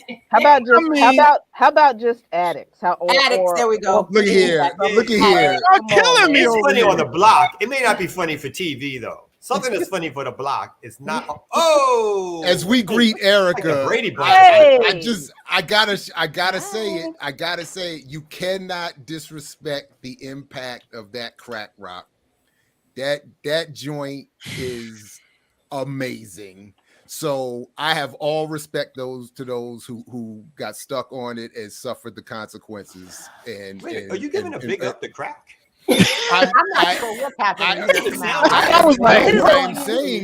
What I am saying is I understand how it is addicting. It is that good. That's my point. You smoke crack? Are you making it admission here? I absolutely have. I have. I know firsthand. I thought I've shared this story, but I have on more than one occasion in my life. I was in the DC area in the 80s. Yeah, but you're okay. I was out more in these streets than many people might assume. and I absolutely did. And in all seriousness, there are two quick points. That it is an amazing drug. It is I mean, especially that first high does everything you. And I'm not trying to be funny. I'm trying to say, like, you have to understand why someone would get that addicted, because that initial high is better than anything to this day I have ever felt in any context. Wow. Physical, sexual, anything included, by the way. That first high is something that can never be. And I did try to catch it again and never did. Well, that's the problem. So, and then I did have, and I saw in a Mary J. Blige, when she told her story at one point, I had almost the exact same experience. The last time in the early 90s that I smoked cocaine, not exactly crack rock, but cocaine in one of these dingy Route 1, Kim knows the area, Route 1 motels. And I thought I went too far. And I hit the pipe, and I remember the friend I was with put it down, and I just felt, I was like, I've gone too far. And I saw those shadows coming up on the walls, just kind of like in the movie Ghost, and just like what, not that they were demons, I'm not suggesting that, but you see the shadows coming. And I remember thinking, if I don't like sit up and stand up, I'm going to get encapsulated in this. And I did sit up, caught my breath, was able to, I was sweating, my heart was pounding out of my chest, and got it together, and haven't gone back since. And that was and I told that dude that night, I was like, that's it. It's a wrap. And so my point is, I get the jokes, I have fun with them myself, but I also really do have a profound respect for people that we see as ghosts in the street to this day. Like it's amazing. The stuff does exactly what it is designed in those labs to do. And Jared, I have a question for you. Oh, sorry. Go Sure. ahead. No, go ahead. Well, Go I ahead. was just going to say, from the perspective of a parent, how do you have those conversations? Do you have those conversations with your children? I haven't had them at this overt a level yet, but I have had very honest, discussions with them. And I don't want them to learn from the kids in school. And I let them know that there's nothing that those kids can teach you about any of this that I don't know. And I've had a number of experiences with all these substances, and myself, people around me, seen some wild, and when you see two Dundalk, and Kim might appreciate this, two Dundalkian white boys with needles in their arms talking about they're going out west to join the Crips. Like, it gives you a sense of the power of these chemicals to induce people into thinking that they are what they are not, and can do what they cannot do, and that they can survive what they cannot. So I do try, in other words, I don't want my, anyway. Yeah. So I do have, I let them know. And this is another reason why I'm a little bit more of a helicopter parent than maybe, some appreciate. And, Hey, I take my kids driving through the hood and be like, you see them crackheads over there? Listen, I'm used to calling them crackheads. I don't know what else. I'm sorry. I gotta interject here. If you really want to know, I did a whole 2 shows about how people become addicted to crack and why they become addicted, the medical science behind it.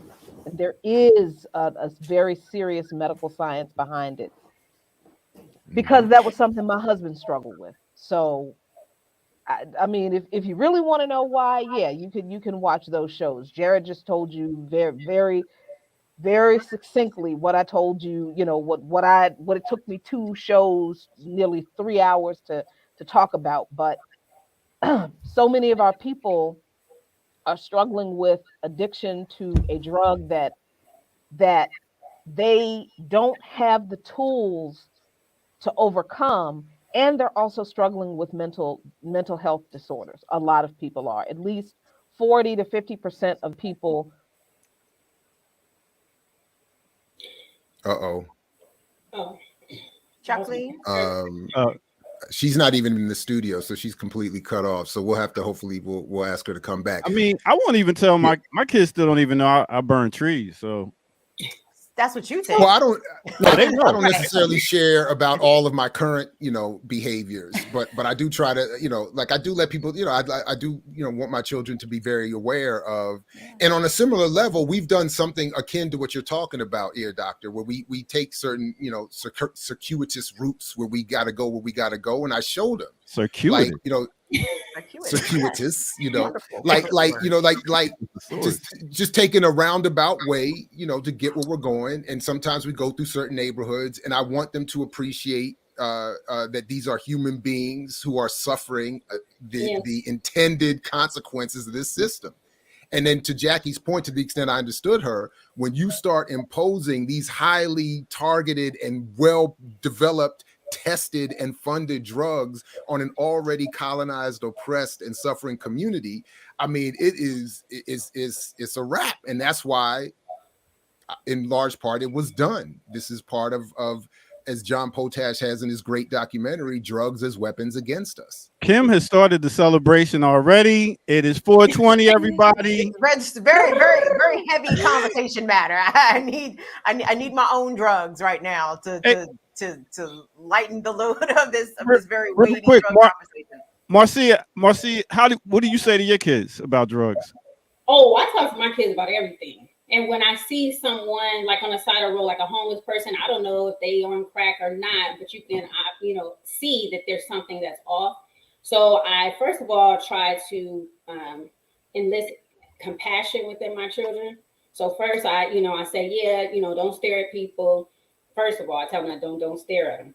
But then we have a conversation, and I say, well, everybody has their own path in life. Different things have happened to different people, and this is the result of what has happened to them in their life.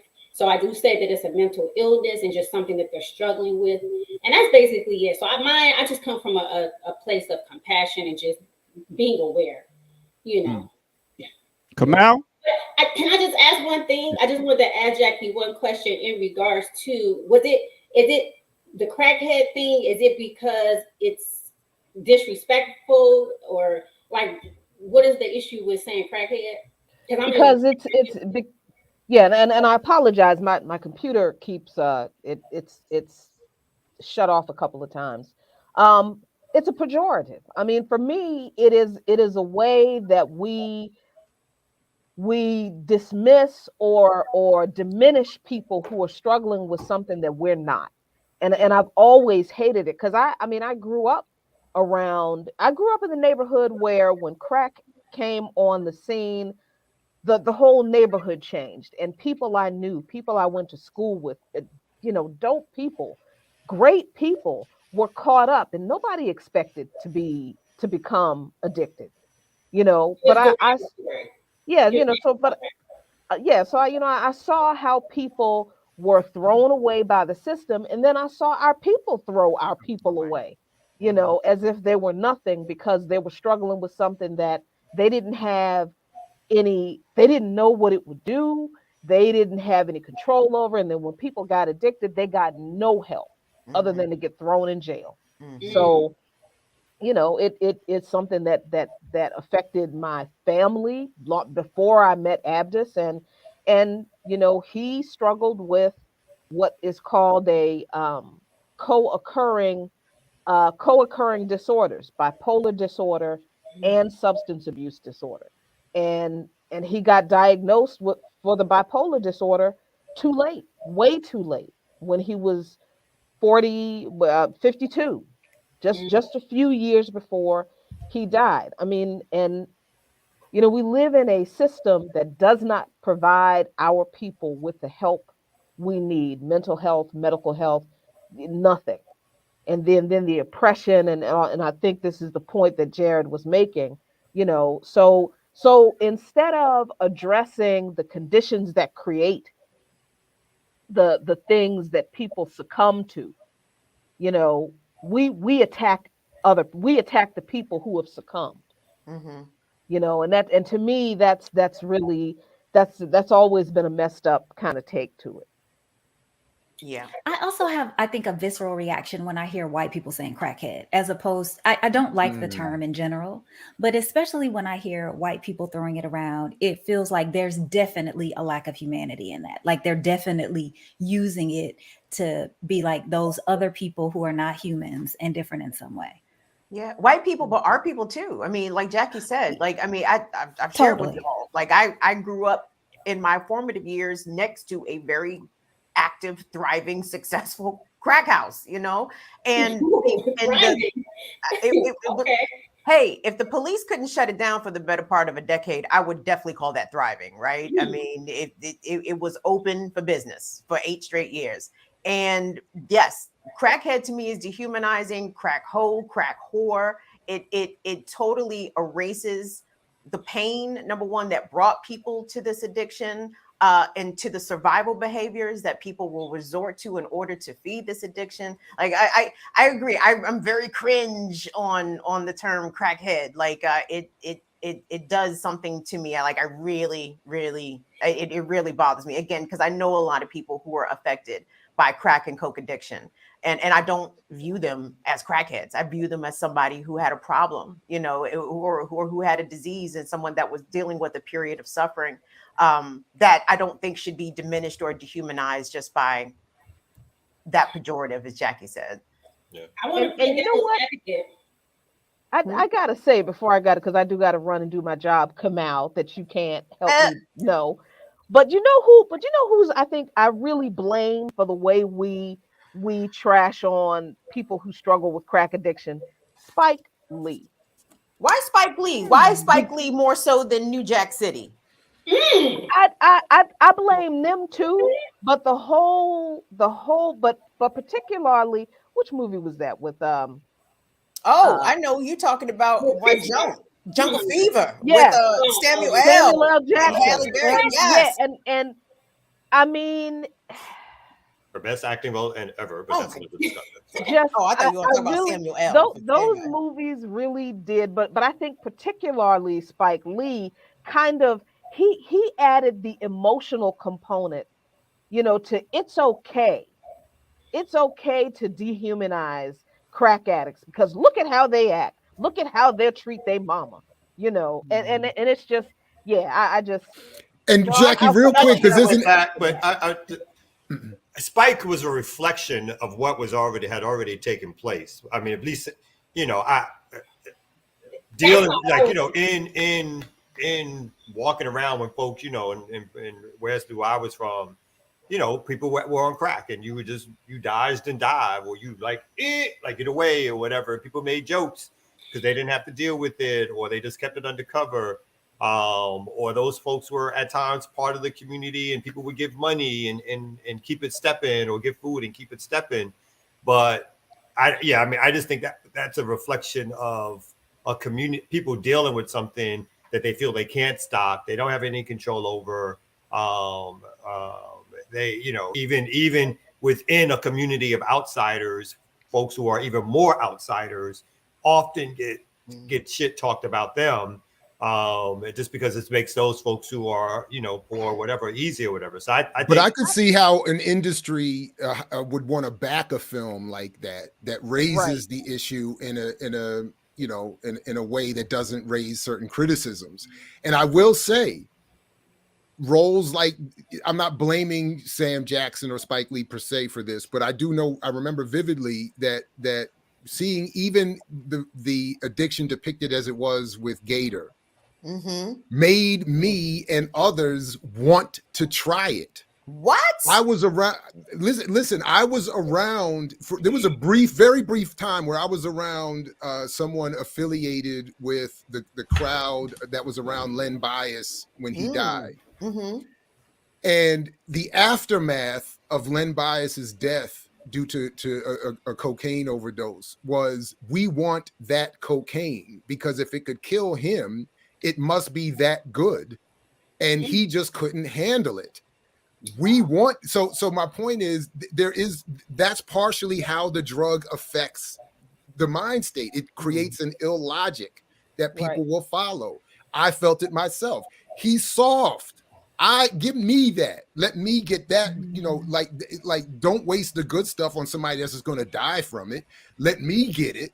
I can handle it. And Gator just went, like that's funny, but he just went too far. Like, but I want the stuff that would make somebody steal their mother's television, steal their, their family's rent money. That's the high you do want. And the drug affects the mind state in that way, in some cases, to say it's so in other words, it's not a deterrent, even when you I don't hear know and the see art, these but stories. and again, I'm not necessarily calling Spike Lee, but well, he is. I guess he's an artist, but then I want to be careful with saying the art form. But the depictions themselves, again, I think there's always that slippery slope of also. I mean, we're not necessarily suggesting that the depiction shouldn't happen. We may argue around how they should happen, but I mean, I think that's kind of part of again where somebody explores potentially in artwork. And so, yes, that will have. I think all that stuff has ramifications in real life. But just real quick, and go ahead. I'm sorry. Go ahead, Marcy. Yeah, because and this is a little bit of a devil's advocate because Kim, like she has said nigga a whole bunch of times. And I feel like a lot of people feel like it's similar to crackhead. You know what I'm saying? The words, how they feel about them. And people have an issue with gangster rap or rappers saying nigga all the time and don't feel like they should, say it. And we've had that whole time frame where we had issues with them depicting and showing what was happening in the hood. And other people are saying, no, you're advocating this. You're creating this, whole culture. So I feel like they're kind of similar in that aspect. She's saying that she has an issue with the crackhead thing, but she does not have an issue with the nigga thing. And I feel like there's a lot of people who is the same way on both. Like we grew up saying crackhead. I'm not saying they're promoting or saying that we should be saying crackhead because I totally understand what she's saying.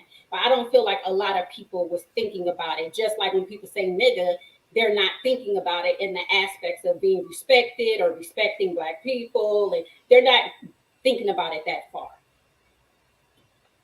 Yeah, I don't know. Like I've always, I mean, for one, I've never looked at nigger out of the mouths of Black people to other Black people as ever being disrespectful. That's something that I think that's sort of like a personal personal thing, and there's a lot of respectability tied into that. You know what I'm saying? Black people who are offended by other Black people saying the word nigger has always been a little strange to me, but in some aspects I do understand it, and in some aspects it's very generational. But also, of it being generational, out of that same generation was I taught to call other Black people niggers. So there's those contradictions within that. But I know crackhead is something that I had to evolve on, because that's just how you referred to crack addicts in the 90s, in the 2000s. I mean, that was just their name, and it would usually be name a person, the crackhead, right? Jamal the crackhead, Tina the crackhead. And that was very common. But I think as we continue to grow and evolve, I think in the 21st century, we can look back 30 years and be like, hey, maybe that wasn't the way, or maybe there's a different way that we can show empathy and compassion to these people who are experiencing this particular thing. Like, we don't use the term like winos anymore. You know what I'm saying? There's a lot of stuff that we have set aside, I think, in the interest of trying to be more inclusive, more empathetic. But I don't really see nigger and crackhead sort of being in the same conversation. I mean, just in my opinion, but I feel yeah. they do, but I can see why you would think it wouldn't be, but they seem similar to me, because I know a lot of Black people who have a big issue with you calling another Black person nigga. They think it's disrespectful, dishonoring. I grew up with it. I'm trying to get off of it. I tried not to say it, trying to be respectful to my people because of where it came from. So there's a ton of Black people who have an issue with it. Just like today was the first time I ever heard, this pushback against crackhead. So that's why I'm like, oh, wow, okay, this is something else we're trying to get together and get unified on. I'm fine with it. I'm just saying, I feel like people have their own preferences as far as that. Well, since I opened up this can of worms, let me try to close it, or at least, put an end on it before I go. my whole resistance to the way we talk about our people who are struggling with things that we are not. That's my issue. The dehumanization of Black people who are struggling and suffering under things that are imposed upon us by the society. And the look, the Spike Lee thing, I particularly remember how people were very like, oh, well, this is how Spike Lee and other folks who made a lot of money off of really showing the depravity of people who struggled with addiction, but not putting it in any kind of context, historical, political, economic, nothing. Just showing, movies that became really, really popular. And it wasn't just Spike Lee. He was just the first thing that came to my mind because that movie was probably maybe more popular than New Jack City. But they were, and they were presented as examples of look at how horrible these poor Black inner city folks are, and so my perspective on the word crackhead being used as a joke is that we are laughing at the expense of people who not only cannot help themselves, but this has been done to them by the system that we're all trying to fight. And unless we are fighting to help those people get the help they need, then laughing and making a joke about them, that's what are we doing? That's I'm probably not explaining that as well as I could in the few minutes that I have left on the show, because I do have to go to work. But that's my perspective. I'm not trying to police people's language. I just want us to see people. I want us to see our people and to see how we are hurting, and not see our people as jokes for us to laugh at and dismiss their pain, as something that just makes us feel good in the moment, So, but that's what I love about being on this show. But Jackie, thank you. And just sorry, Marcia, I just want to say, because I know Jackie's leaving to go to her job that Kamau is not invited to. Thank you very much. Big shout out to you, Jackie. Thanks for helping us get to this 1 year anniversary, and tell the voice we said peace. And he's welcome here anytime, whenever he wants to step up and join us. We can trade positions. That sounds so messed up. That sounds for it. Oh my God! Goodbye. And Darren Mack, thank you very much for the support. Appreciate you. Appreciate you in the super chat that you dropped earlier. Appreciate that. Thank you very much. Sorry, Marcy, you were about to say something. Go ahead. Oh, ear doctor. No, I was just about to say this is some crazy things moved on. Hey, you know what the thing is, though? It's like we took the word nigga and redefined it. Like when I think of nigga, I think of ignorant person. Like I'd be like, look at this nigga right here. I'm thinking of somebody that's doing something stupid. You use it in different ways. I don't use nigga and think of an ignorant person at all. Like I think of niggas as my brothers, as my kinfolk, as my people. Like I'm down with niggas. Like niggas, I love niggas. I love everything about niggas. It sounds like a last poet's poem. Right? I was like, she about to break out into the last poet. Nigga. Oh, niggas change their hair color. Niggas change their name. Niggas. I mean, I mean, again, there's only one thing that I don't love. Where niggas are scared of revolution. Yes. So it's all right for the last poets to say it, but that's art, B. That's pure. That I can't. It's pure art. I just think it needs to be some consistency. That's all I was saying.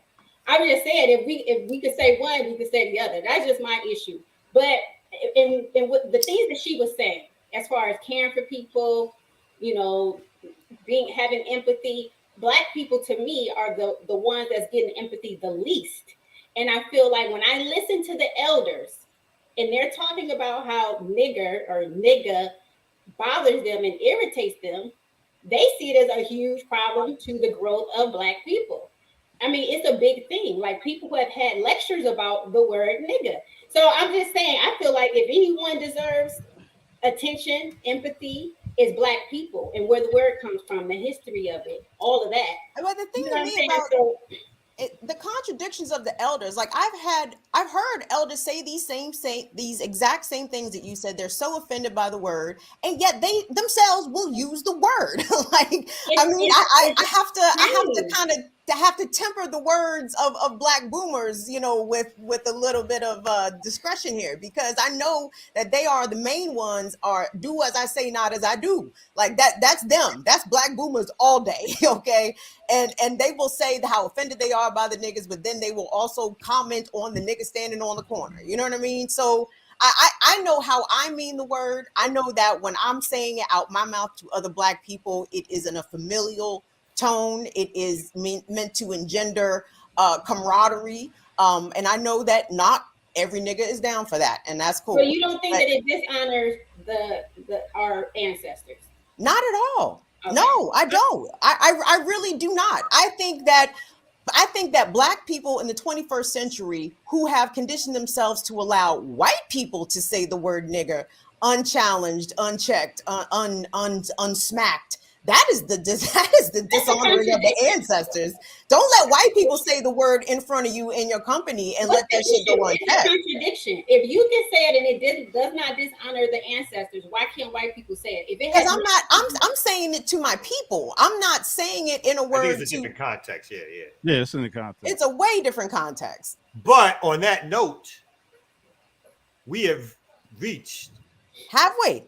Yes, we have. We have. Only here on the Remix Show in the year anniversary thereof, can you get a settling conversation all the way from the use of the word crackhead? Or scintillating. I think it's like in this discussion over language and wording, it's important that the Brooklynite that scintillating. Irregardless of that.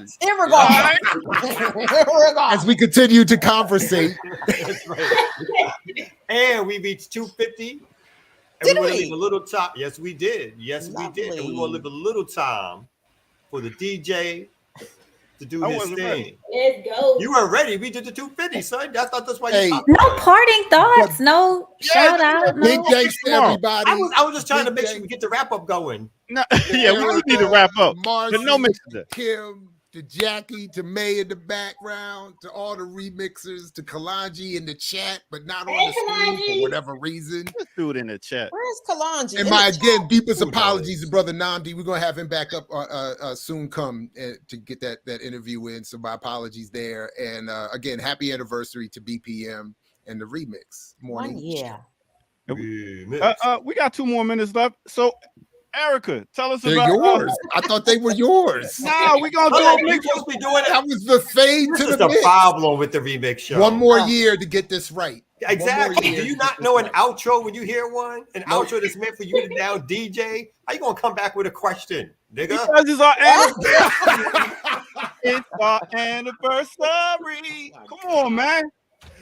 Last parting thoughts on the Remix Morning Show, how it's changed your life.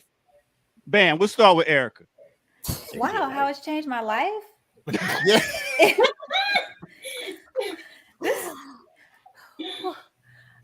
Listen. Okay.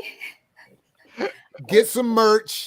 Send in your videos if you want to join this great platform and be our next host, where we are accepting those video applications, I guess. If we need some new hosts. Interested. You saying she is trash? We need new people in here. I get it. Yeah, we need new hosts. Oh, that's not. No, we gotta get Eric. We gotta get Erica internet, and we gotta get Marcy a microphone. You know what? That's what we gotta pay with the super chat. And ear doctor his timing. And Jared, his memory for guests. Like, we all need some help around here. And Erica, that was not my point. Kim and Kamal just need their own I show. thought you were saying I was trash and you needed new No, hosts. I was not. No, we had already talked about inviting Goddamn show others ain't who gonna would never be end. interested in Dude. joining. It's gonna never end. Exactly. Yeah. I just had one. That's thing I how it's wanted changed to my say life. for Can I it. speak about how it's changed my life? The shit don't never end. How about you change that shirt? That's how it That changed. Lamont Sanford shirt. Get out of here. Look at how I much wanna that your wish- fake Diana Ross looking logo you got on and shit like that. Hey, happy 420 out there to all the cannabis consumers. Listen, please be judicious in your cannabis consuming today. Okay, you can overconsume. You cannot overdose on cannabis. You can overconsume. Don't do too much eddies. Be sure to eat. Stay hydrated. You know what I'm saying? Don't be fucking smoking and driving unless you were professional and shit. Just be careful out here today. If you live in a state where the weed is not all good, be on the lookout for the police. And even if you do live in a state where the weed is all good, be on the lookout for the police because we all black out here, and you know we still not supposed to be allowed to carry the marijuana accoutrements legally. So anyway, happy 420, Merry Christmas, Happy Holidays. I'm so happy. It's a wonderful day, and it's our anniversary. And it's the anniversary. You plan that next? We waiting for Brenda. May. Where you at? May, do your thing. Jesus Christ. There's no I'm just gonna jump off the goddamn screen. May. Oh my goodness.